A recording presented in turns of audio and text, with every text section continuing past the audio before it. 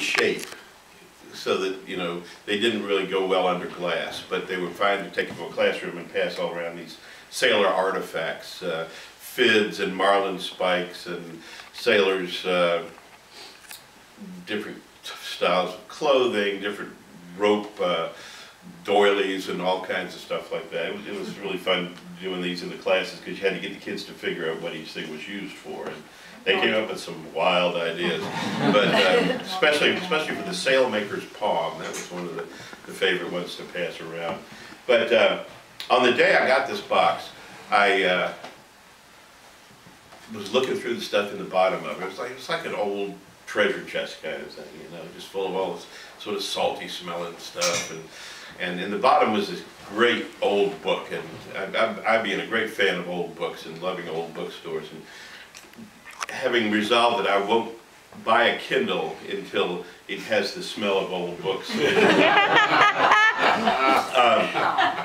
And I'm going through the bottom of this. I'm going through the bottom of this thing, and out comes this book, and I'm excited. It says Sailor Town, and I picked it up, and every page fell out of it. And so I thought, well, how embarrassing. So I took it home and got out my rubber cement and started cementing these pages back into it. And occasionally I would read what was on these pages, and it was a book of nautical poetry by a fellow that I had never heard of, a guy named C. Fox Smith from England, and published around 1919, this particular book was. And the more I read, the more I thought, hey, these are song lyrics that just haven't had songs put to them yet. And so I started fidgeting around with some of them, and I started setting some of them to music, and I got into this poet and started looking for more books by him in used bookstores and stuff, and found that there was a goodly number of stuff out there. And I started setting them to music, and I started singing them around in some of my shows, and after you know, they were just great expressions of what sailors felt when they were at sea. And I felt like this person, you know, I don't know about John Masefield. I like Masefield stuff a lot, but you know, did he get all of his stuff firsthand? Did he get it secondhand? You know, but I felt like this sailor has really been there and done that. And I finished playing the show up in New England, and somebody said, "Oh, that was a great C. Fox Smith poem you did." And I said, "Yeah, you like that?" And he said, "Yeah, she could really write some great poems." And I said, cool. "What?" And I said, "Yeah, her name was Cicely Fox Smith." Oh. And her publisher said, "Well, you know, Cicely, if you put your name on these books, they're not going to be bought and read by a lot of macho sailor type guys, you know, and so why don't you just make a generic name?" So she did. She dropped Cicely, became C. Fox Smith.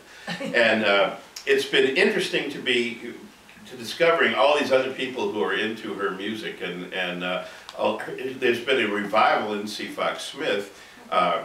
You can look on the internet. Oldpoetry.com has tons of her things. A friend of mine, Charlie Ipcar, up in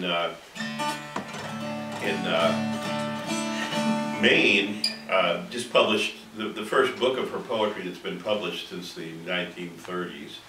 And this is one of the poems. You remember I was going to do a song, and this is one of the poems that I set to music. And what I love about it is it's just like these old sailors, these old geezer sailors who great storytellers, and start off talking about one thing, and then all of a sudden they're on to something else, and then they're on to something else, and then just when you think, oh, he's really lost it, and he's just going from topic to topic, all of a sudden it comes back again. And so this is Bill's Christmas. Bill happens to be one of these characters that comes up again and again. He's the philosopher's sailor. She has all these different sailor types. And so it goes something like this.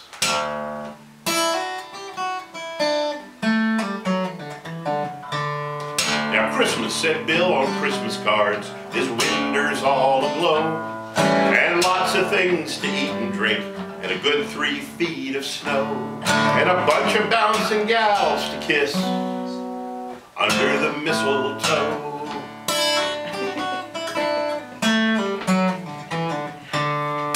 Holly and robin redbreast too, as rosy as can be, and weights and chimes and all such gear as you never gets at sea.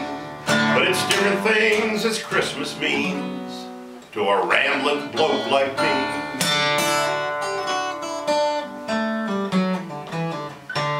Now the first I ever had at sea, I was a little more than nipper, and I'd gone and signed, being young and green, on a dandy down east clipper, with a bull-necked beast of a bucko mate, and a rare tough nut of a skipper.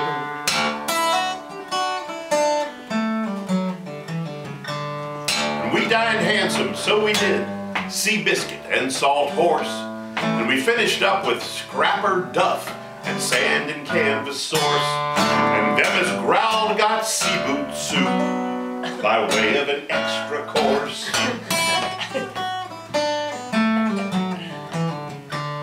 Well, I've had my Christmas here and there, and I've had it up and down. I've had it sober out at sea and drunk in Sailor Town, and I've had it where the folks was black and where the folks was brown, and under many a tropic sky and many a foreign star, in Perham, Portland, Pernambuck, Malacca and Malabar, where them rumbird-headed totem poles and the silver Buddhas are.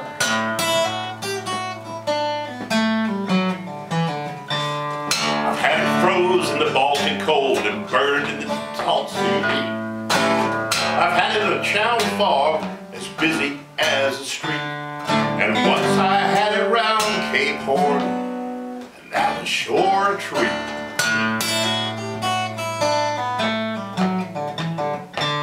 I was in the Clipper Seabright then, a big ship, heavy spar, with every sort of flying kite and a 70-foot main yard, handling her in a gale of wind. Oh, I tell you, it was hard.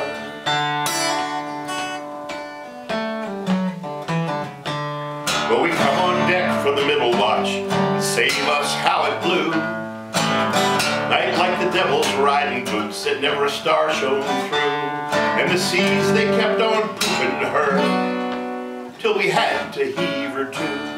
So we hove her to, logged her down, and there all night we lay, with one main yard arm pointing to heaven and one to the depths of the sea, dipping her spars at every roll in the thunder and foam of lee.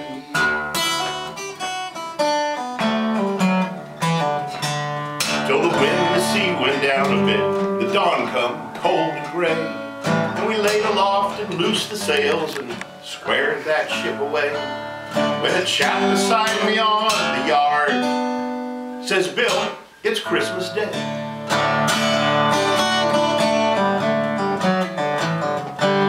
So God rest you merry sailor men, let nothing you dismay.